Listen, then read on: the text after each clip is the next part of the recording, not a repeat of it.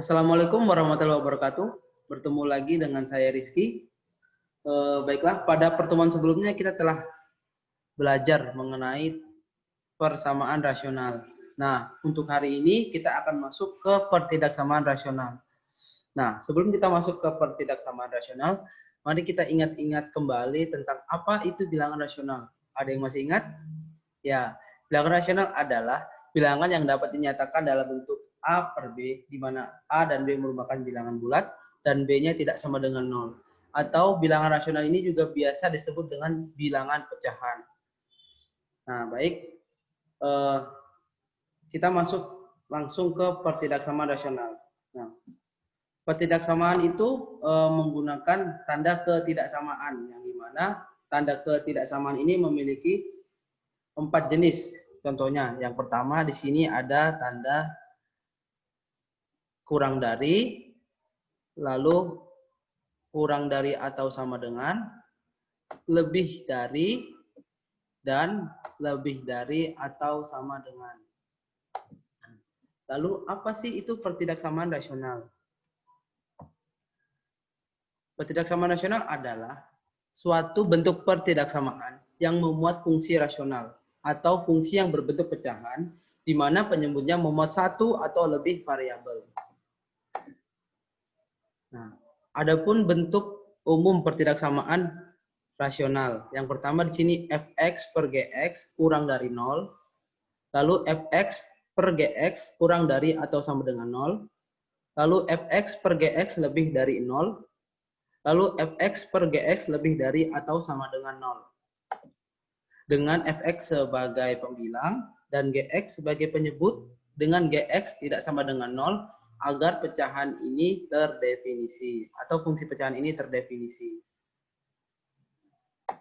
Nah, sini ada contoh pertidaksamaan rasional. Contoh yang pertama di sini ada 3 per x lebih dari 0 dan x per 2x plus 3 kurang dari 4. Nah, lalu ada juga contoh yang bukan merupakan pertidaksamaan rasional di sini, yaitu x per 5 lebih dari 0 dan 4x kurang 1 per 6 kurang dari 2. Nah, kenapa kedua contoh ini tidak termasuk contoh dari pertidaksamaan rasional? Kita lihat di sini, karena di kedua bentuk ini penyebutnya itu tidak memuat suatu variabel, melainkan memuat suatu konstanta. Jadi berlawanan dengan apa yang telah disebutkan tadi pada pengertian pertidaksamaan rasional, bahwa penyebutnya memuat satu atau lebih variabel. Nah, selanjutnya kita masuk ke sifat-sifat pertidaksamaan rasional. Sebelum kita masuk ke sifat-sifat pertidaksamaan rasional, perlu kita perhatikan sifat pembagian berikut. Di sini yang pertama adalah suatu bilangan positif apabila dibagi dengan suatu bilangan positif, maka akan menghasilkan suatu bilangan yang bernilai positif juga.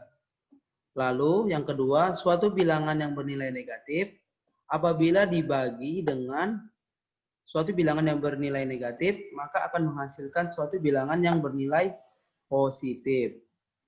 Selanjutnya, di sini suatu bilangan yang bernilai positif apabila dibagi dengan suatu bilangan yang bernilai negatif, maka akan menghasilkan suatu bilangan yang bernilai negatif. Dan suatu bilangan yang bernilai negatif apabila dibagi dengan suatu bilangan yang bernilai positif, maka akan menghasilkan suatu bilangan yang bernilai negatif.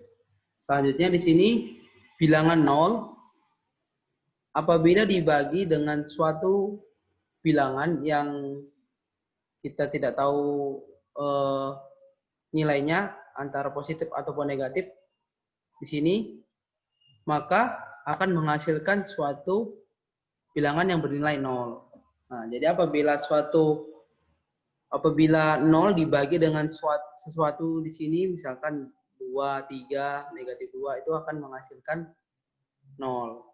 Selanjutnya, apabila suatu bilangan sini misalkan di sini A, dibagi dengan bilangan 0, maka itu tidak terdefinisi.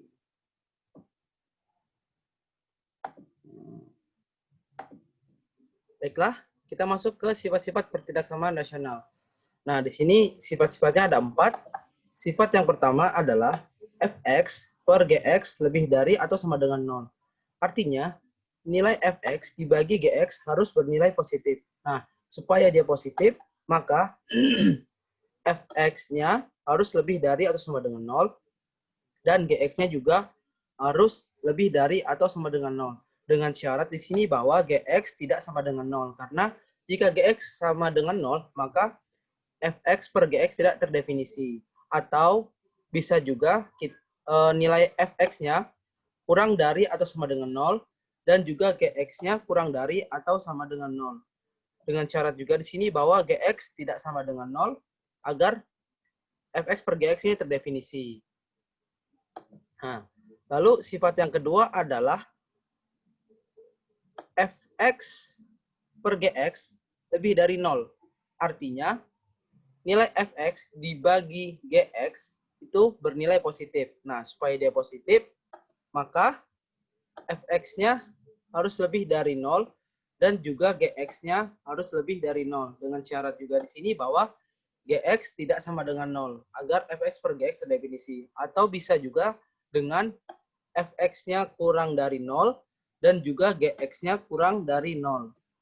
Dan ketentuan juga di sini bahwa gx tidak sama dengan 0 agar fx per gx tadi terdefinisi. Nah, selanjutnya kita masuk ke sifat yang ketiga, yaitu fx per gx kurang dari atau sama dengan 0. Artinya, nilai fx dibagi dengan gx harus bernilai negatif atau 0. Nah, supaya dia bernilai negatif atau 0, maka sini fx-nya harus lebih dari atau sama dengan 0, dan gx-nya kurang dari atau sama dengan 0. Dengan syarat gx tidak sama dengan 0 agar fx per gx terdefinisi.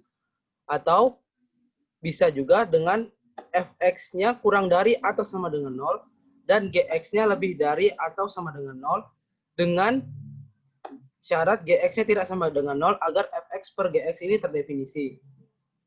Nah, lalu untuk sifat yang keempat yaitu adalah fx per gx kurang dari 0. Artinya di sini adalah nilai fx dibagi gx harus bernilai negatif. Nah, supaya dia negatif, maka fx-nya lebih dari 0 dan gx-nya kurang dari 0. Dengan syarat gx tidak sama dengan 0 agar fx per gx terdefinisi. Atau bisa juga fx-nya kurang dari 0 dan gx-nya lebih dari 0 dengan syarat gx tidak sama dengan 0 agar fx per gx terdefinisi.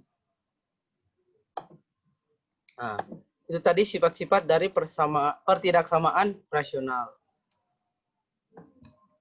Selanjutnya, kita masuk ke menyelesaikan pertidaksamaan rasional.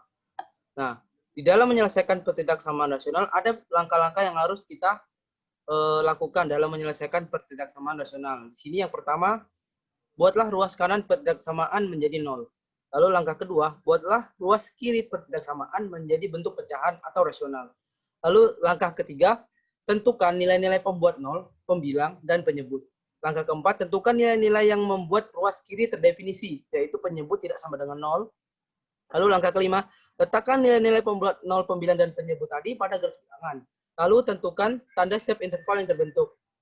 Lalu langkah yang keenam, tentukan penyelesaian pertidaksamaan dengan menentukan interval yang memenuhi pertidaksamaan.